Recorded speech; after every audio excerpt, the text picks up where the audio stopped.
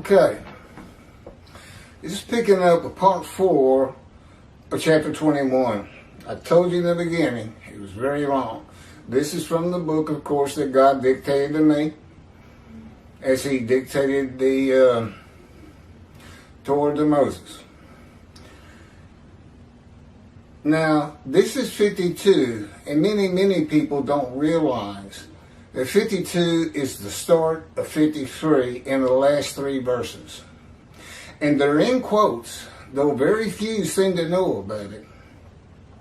It's a complete demarcation from what 52 is about. And it's about the return of the exiles. All of them. All 13 tribes. It's the remnant. It's God's prophecy fulfilled of the return of the remnant. And reaching Jerusalem, Ezra tells us the Israelites settled in their towns. The northern kingdom was inhabited by Gentiles from when the northern kingdom became exiles or deported, and then Gentiles imported. So the exiles from the northern kingdom had to make new lands in Judah. I don't know, the Bible doesn't exactly tell us how it was determined who got what tracts or however they did it. But the Israelites does not mean 2 of the tribes. If you say Israelites, you're talking about all 12 tribes and the Levites, the 13th tribe, that was not allotted a piece of land in the promised land. So I have commentary in the book on verses 1 through 12. And there's some very good information. And again, you can find this book at keithmccarty.wordpress.com. The first writing you come to, they're all from God, by the way, the entirety. Is something like Day of the Lord versus Messianic Era, or vice versa. And then the next one is the book itself, Isaiah 53 and the Day of the Lord. And the life of God's righteous servants in there too. So we're going to pick up on 52, 13, 14, and 15. Beginning part 4. That's going to take care of 52. And then we'll go ahead and launch into 53. It's long too. There's a lot of commentary. Because it's not only Rashi, it's me. You know, God's righteous servant Moshiach, prophet like Moses, Elijah, a man in divine beings is the important part of that, because each of those righteous servants that are now here and see a time is coming, they've arrived, all described in my description of 53. Beginning here at 52, 13, 14, and 15 in quotes. That's the demarcation. We're no longer talking about the returned exiles. Okay. Now Rashi, when we quote Rashi, we first read his Bible version of the verse. And then mine is from the JPS. I repeat it also. And then we have our commentary.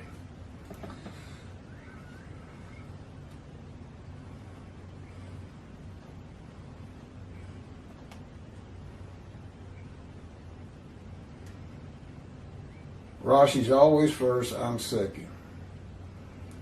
Okay, here's Rashi's 13. Behold, my servant shall prosper. He shall be exalted and lifted up, and he shall be very high.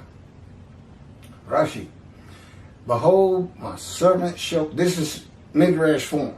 Take a verse, break it down, show or give an opinion on what every part means to have a full understanding of it. Behold, my servant shall prosper. Behold, this is Rashi. At the end of days, my servant Jacob, i.e., the righteous among them, shall prosper. He's talking about Israel, Jacob. His name was changed to Israel. By the way, that exalt, that's what Jews for Judaism uses in their commentary on Isaiah 53 for world exaltation. Not only is it not world exaltation, that's what it appears to be. They go out of their way to show it. Not only is it doesn't say world exaltation, actually what it is exaltation for the exiles rebuilding the temple. The exaltation came through the building of the separate temple. It's got nothing to do with the world. But not only that, it's got nothing to do with the 13 tribes, the exiles returning. No, this is what 53 is supposed to start with. This should have been 1, 2, and 3, 13, 14, 15. That's why it's put in quotes. It's a separation. Keith. Indeed, my servant shall prosper, be exalted, and raised to great heights. A little different, not much. My servant shall prosper, be exalted, and raised to great heights. Okay, my commentary. My servant is now the Gentile and not the exiles who becomes my righteous servant in Isaiah 53:11 after passing the test of devotion in Isaiah 53:10 when he makes himself an offering for guilt in a covenant with God from a sinful man whose life has been lowly, full of grievous events and serious injuries, a man of pain and suffering, familiar with disease that the Spirit of God alights upon, to the crown of God's righteous servant who rises to great heights. And this is from Isaiah 11. That's where we find Moshiach, the anointed one, the twig of the shoot of the stump of Jesse, which I have a video on before this. The stock of Jesse that has remained standing shall become a standard to peoples. Nations shall seek his counsel, and his abode shall be honored. That's talking about Moshiach. The abode of the righteous servant is humble when the Lord cuts him off from the world of material things, cut off from the land of the living, just as Ezekiel was. In Isaiah 53:8, and in the end, the abode of the servant, the righteous servant, is one to be honored. In Isaiah 11, verse 10, from a poor man to a rich man, with the many as his portion, and the multitude as his spoil. That would be those who come to believe in me and become righteous, go back to synagogue, stop practicing Hebrew, becoming as learned as you can in all things Jewish. I mean, from cooking food, food itself, Yiddish, Talmud, Hebrew Bible, because that's going to be the information of your mind that God provides in heaven. It's a Jewish heaven for the Jewish people. And that will have people writing the Torah upon their own hearts. They're going to start studying again. They're going to get serious about being observant. You know, this is going to help the synagogues. The fact that God doesn't recognize their rabbis shouldn't bother your people one bit, because you have an option, rabbis. You don't want to be dismissed before the eyes of God, and you do want to enter the scroll of remembrance in this, the day of the Lord, and see the Jewish heaven. Now, the scroll of remembrance is for a special heaven, for the day of the people, the day of the Lord, who heed him, honor him, and listen to his prophet, which is rarely the case according to him. He told Ezekiel, they're not going to listen to you. They don't listen to me. That I'm going to make your forehead like adamant hard as, like adamant. And you shall not fear or be dismayed by my people. And that's the 5 refinement I've talked about. 14. Rashi. his Bible, whatever he's using, his Bible. As many wondered about you, quote, how marred the appearance is from that of a man, and the features from that of people, close quote. Rashi.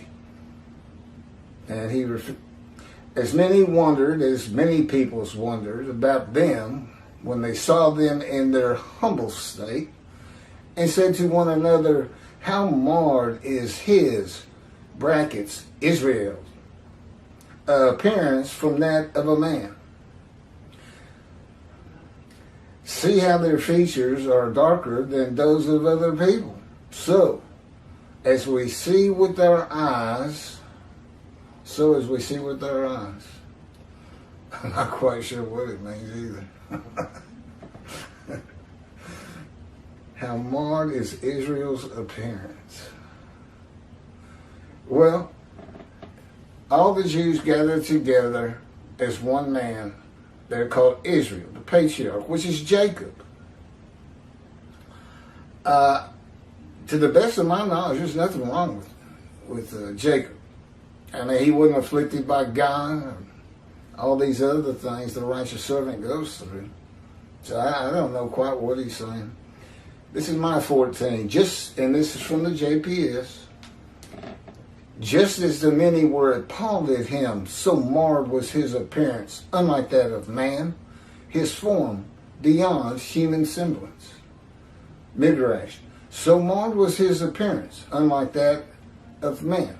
Okay, based on Isaiah 53:10 and its primary purpose, this is the beginning of identifying the righteous servant as a man with disfigurement, blemished with disease, by God.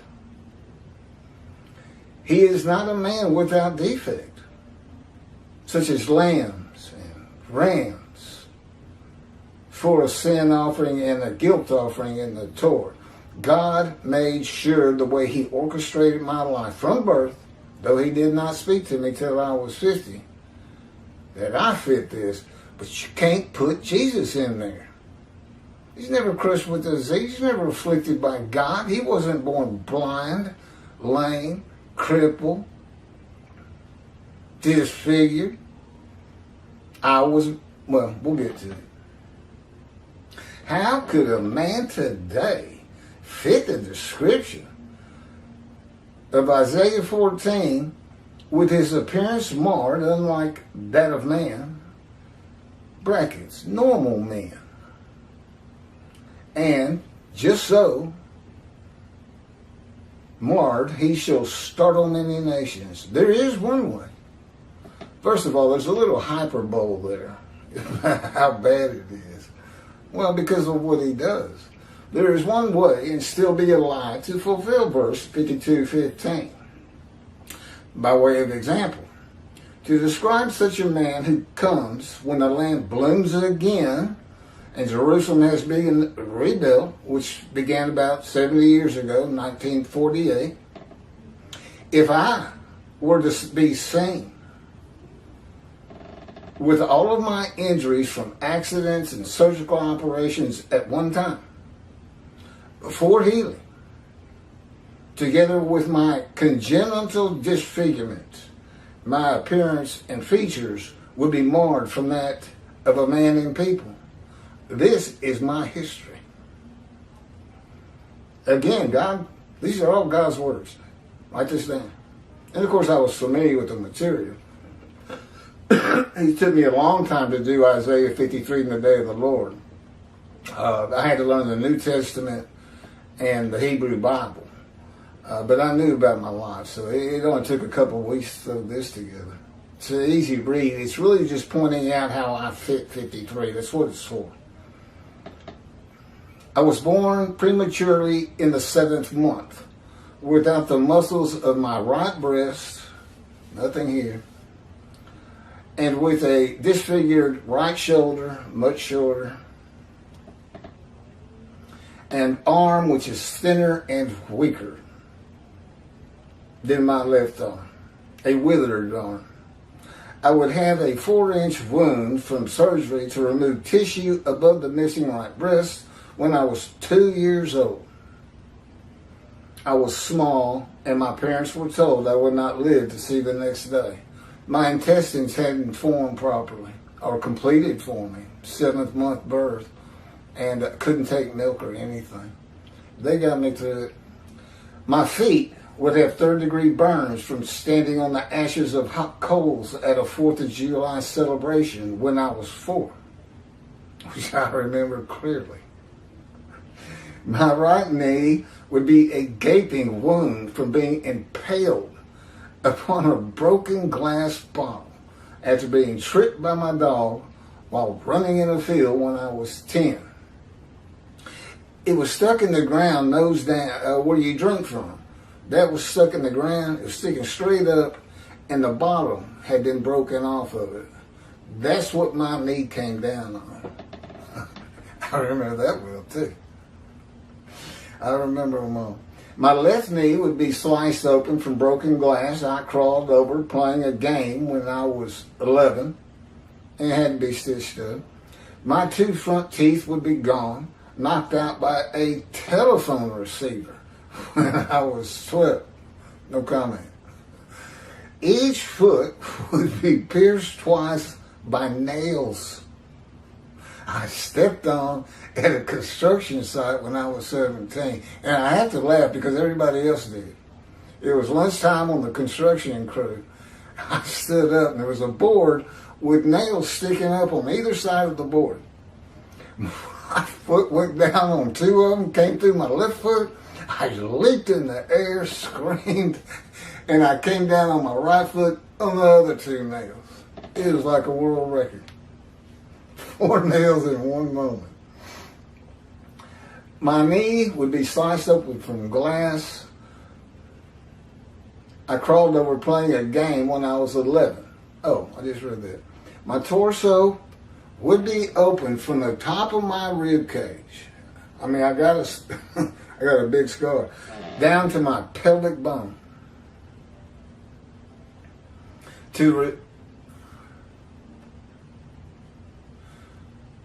From surgery to repair a .22 caliber gunshot to my abdomen that came in on the front right side, went straight across my body, through my bladder, intestines, and colon.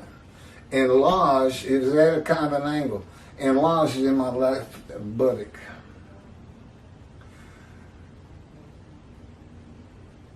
When I was 18. My upper jaw, the teeth, gums, and bone would be severed from my skull from orthopedic surgery with my face swollen to twice its normal size when I was 38. It's because of the headaches I was having. I thought it was jaw-related, temporal mandibular joint dysfunction. It turns out, and I've learned, he proved it to me. God started and kept those headaches going from the age of about 25 to 43. Every day. It was difficult to practice law.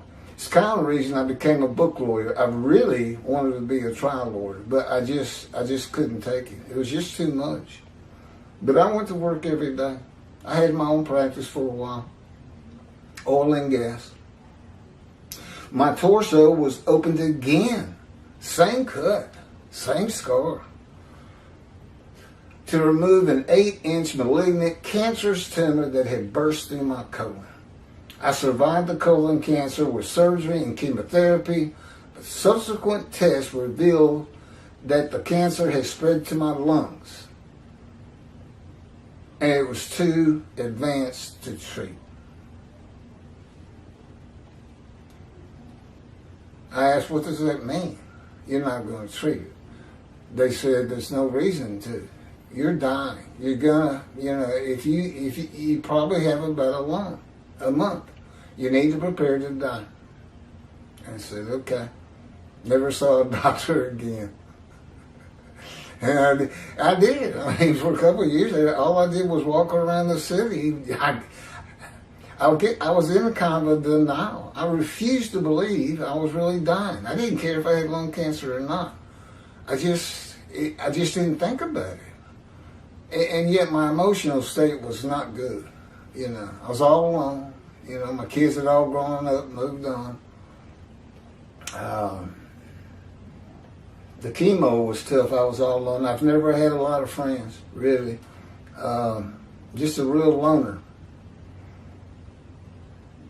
I was told I would soon die, stage 4 diagnosis. I have not seen a doctor for lung cancer from the day forward. It was when the terrorists hit New York 22 years ago, and I was 44 years old. I'm 66 today. I would be very thin, about 145 pounds. That's small for me. I'm usually closer to 200. And I'm over that right now. That's going to change, I presume. Can't say for sure. Not having self-will, I can't decide to go on an exercise program. No, God has to decide it. I have no self-will. I know better than to ask for anything. That's just asking for a beating, as far as I'm concerned. Well, chastisement. What did you just ask for? What did you just say? It's like God to talk to you like that. Well, Ma.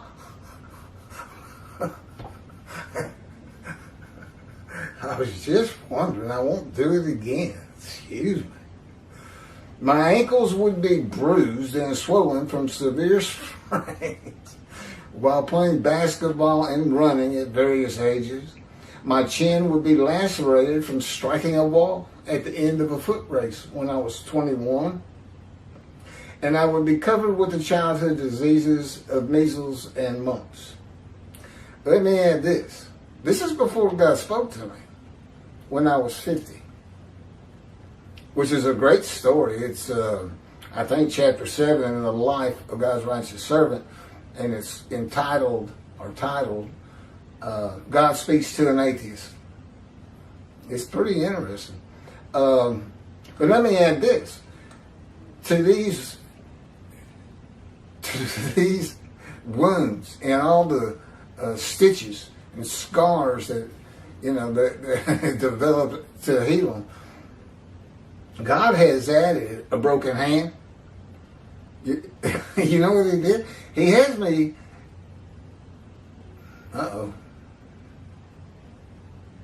walking on stones in a ravine by a creek. And I mean, we're going fast. And I can't grab the little trees for balance or anything. And we did this for several days, this and that. Let me turn it off and start again. Oh, I think I won't. Anyway, I had gotten to the end of it, and I was trying to get my breath. He was working me out. We also swam a lot early on. He's totally gotten away from the exercise thing since COVID. But we used to be a member at the gym. But all of a sudden, my hand just raised up. Right over a big stone. I mean, I'm talking about big stones that you can actually step on. Some of them wiggling up, some of them are slimy. And I could feel him stick my feet to that slime. So, y'all have got everything on autofocus. I can't tell you. I just need better equipment. I can't afford it right now. I got this equipment, including this TV backdrop, with the initial COVID payment, I think. Yeah, broke my hand. And my hand just came down, went bang, and broke this bone, which I had broken before. And he wouldn't let me go to the doctor. He says, go grab that branch and pull down. I grabbed this branch of a tree and pulled down, and the bone snapped back into place. I set my bone. And then he put his power around it just like it was a cast. It was healed in about 3 days. Although I did not have good movement of it for almost a year. It was real tight. Cracked my ribs on a railroad track. I was running down a railroad track and an invisible rope appeared down on the tracks, which my foot hit. I just went flying through the air, and it looked like my head was going to get crushed on a rail, And all of a sudden my body just flipped. And my head went past the rail and I cracked my ribs over here. I cursed him for an hour. Easy. I got up and I just started running. I was so mad. That's what he's been getting rid of. Yeah, that's not there anymore. Today I just get up and I'd say, what's it going to be enough? I'd say something. But, it was pretty wild. And he slammed me to the ground on cement 3 or 4 times, breaking my chin open, cracking my skull, ruining a nerve up here. Skinned up face and everything. So, that is how a man could be the description of the Lord's righteous servant in Isaiah 53:14, and, quote, just so, this is 15, he shall startle many nations. Kings shall be silenced because of him, for they shall see what has not been told them, shall behold what they never have heard. Okay, here's 15. So, well, you heard the description. It's certainly not, the birth is an affliction by God. That's never happened to all the Jewish people. Gathered together as one man. It's never happened. They've never been crushed with disease as one man, Israel. They don't fit 53, Israel doesn't, any more than Jesus does. If they say Jesus just doesn't fit it, I say neither does Israel. Not even close.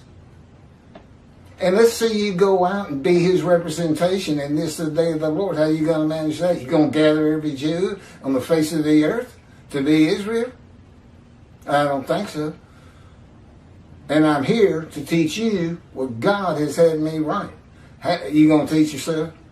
Well, if I hadn't written it, what are you going to do since he's not talking to you?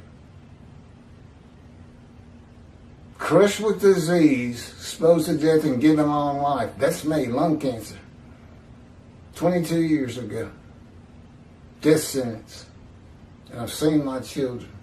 I know, but it's almost a half an hour, and I'm sure we're going to flip it off and check everything again. This is the new memory card. I can only say it's my camera.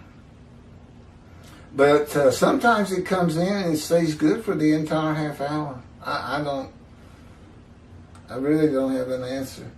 Here's 15 of 52. He shall cast down many nations. Kings shall this is Rashi. He shall cast down many nations. Kings shall shut their mouths because of him. For what had not been told them, they saw. And at what they had not heard, they gazed. Rashi. Midrash. What had not been told them concerning any man, they saw in him. They gazed. His answer to interpretation of they gazed is they gazed. So shall he cast down many nations. Okay, Midrash. So now, even for his hand, his hand will become powerful. And he will cast down the horns of the nations who scattered him. They shall shut their mouths at a great bewilderment and for honor. That's Rashi's commentary that it's Israel. This is from the JPS, my commentary. Hey, we're back in focus.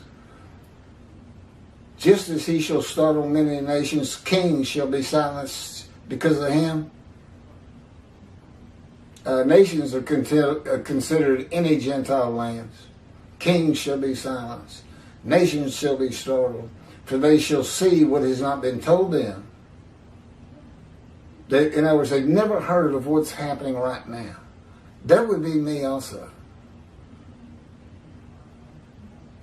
Shall behold what they never have heard. Well, they'll see me and behold it. And if they've never heard,